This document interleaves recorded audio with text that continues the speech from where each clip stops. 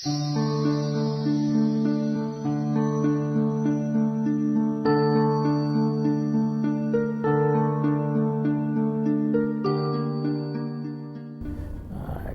punishment is probably the most common form of violence in our country, although it hasn't been the most common form of violence throughout the world. In the United States, the second most common form of violence would be siblings, and that's so common that it's not even looked at often as abusive or problematic.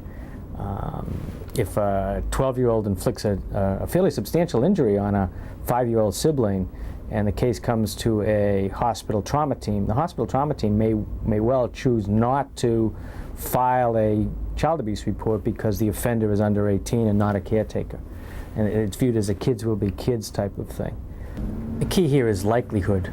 Again, the fallacy of the perfect assumption: not every abused child grows up to be an abusive adult, and certainly not every child who's had a wonderful, loving home grows up to be wonderful and loving. Some turn out to be pretty horrible people.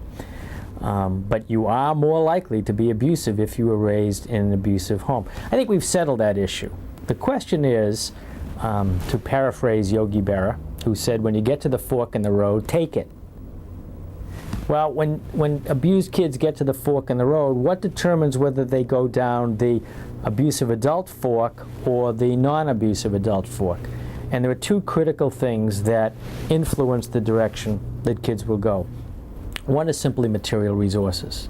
People who are having their materials needs met, who have their materials need met, food, clothing, housing, are less likely to grow up to be abusive adults. So that's a larger social policy issue.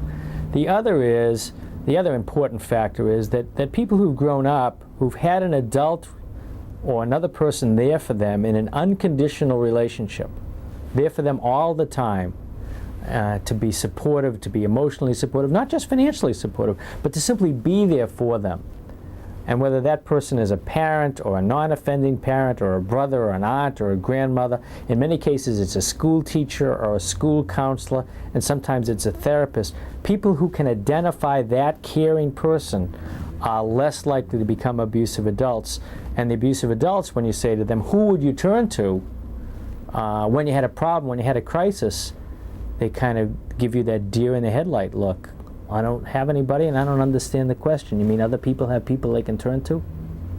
I never heard of such a thing. So those two factors are extraordinarily important in selecting that path that people go down, and that allows society to influence the choice through social programs writ large that deal with material resources, and through services writ small at the community level, providing connections for people and support for people. When we talk about criminally violent behavior, it's very clear how close the connection is. Almost without fail now, when a 12 or 13 or 14-year-old starts shooting up a schoolyard, I'll get a call from somebody in the media. And I say, don't tell me anything, don't tell me anything. I'll describe the child's family for you. And one of the key factors is that the child has experienced corporal punishment or abandonment, comes from a single-parent family. Now, it is true to say that if you compare men on death row who've committed homicides to their non-homicidal brothers, the men on death row experience much more corporal punishment than their non-homicidal brothers. That's been true for 50 years. It would be incorrect to, however, draw the conclusion that the corporal punishment, the violence, was the only relevant factor. I mean, after all, 100% of the men probably had milk when they were children too. It is one of a number of factors. It is a very powerful one, but it's not the only one. If you took it away, you would still have other factors that explain criminal violent behavior. So you wouldn't eliminate criminal violence by eliminating all corporal punishment, but you would reduce its rate. Again, the question is, why does the United States have such a high rate of criminal violent behavior? And one of the answers is the United States has an enormous rate of corporal punishment. In societies that have very low rates of corporal punishment, they have a much lower rate of criminal homicide compared to us. The more violence, the greater the likelihood the violence is translated into behavior as an adult. Now, there is one little nuance to this that took us a long time to even publish, and that is if emotional violence is actually worse than the physical violence. If you took the physical violence out of the picture, which is very difficult to do because parents who are emotionally violent also use physical violence, and all parents who are physically violent use emotional violence. Emotional violence in terms of cognitive and behavioral negative outcome actually produces the most negative outcomes. That devaluating somebody interpersonally with words, it's the opposite of the old kids' rhyme. Sticks and stones will break my bones, but names will never hurt me.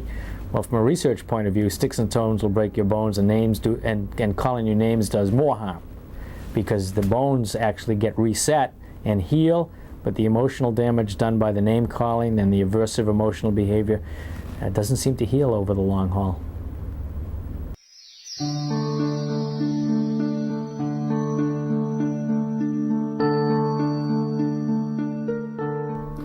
The use of physical punishment has a range of different consequences, and I make the analogy to the use of prescription medicines, where the drug companies would also say, well, use this drug to treat your asthma or whatever. Oh, but there also happen to be some side effects. And what they mean is there are a lot of different effects, one of which is the effect that we want, and the other effects are ones that we don't want, but we'll try to minimize those and call those side effects.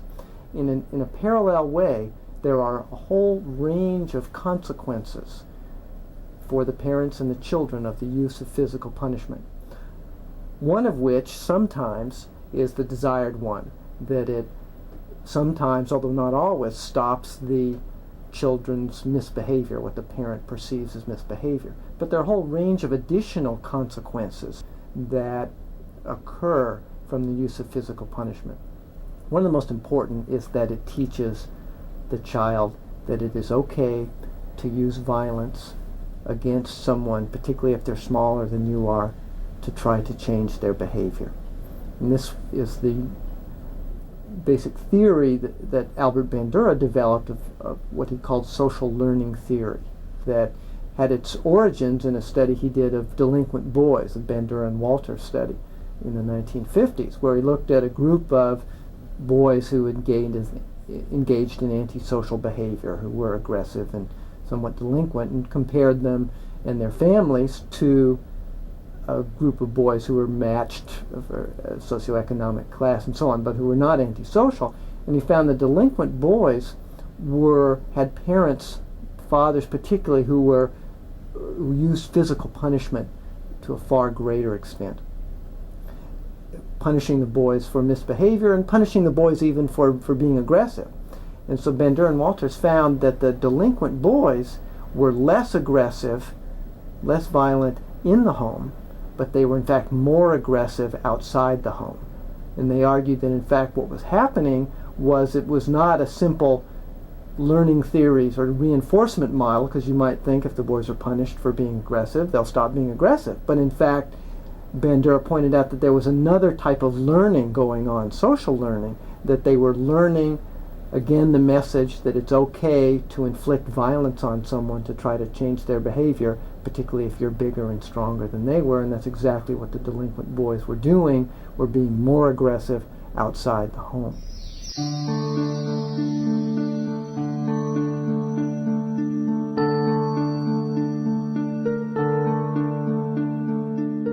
So it adds violence to the lives of children. We're a country with horrendous child abuse rates. And the fact is, when we consider corporal punishment as part of discipline, and we know that at least 90% of parents have hit their kids at least once, where are the people with brains that are making policy about this kind of thing? What don't they understand that there's no such thing as moderate hitting or little hitting? Each person describes it to themselves. If kids were hit 10 times a day when they were growing up, they think they're being moderate by hitting their kids 5 times a day. So the point is that you can't, the argument of what's child abuse is ridiculous. The point is that we can't define it in terms of the intensity and the frequency. So the idea is don't hit them. The way to make this a less violent culture is just don't hit kids.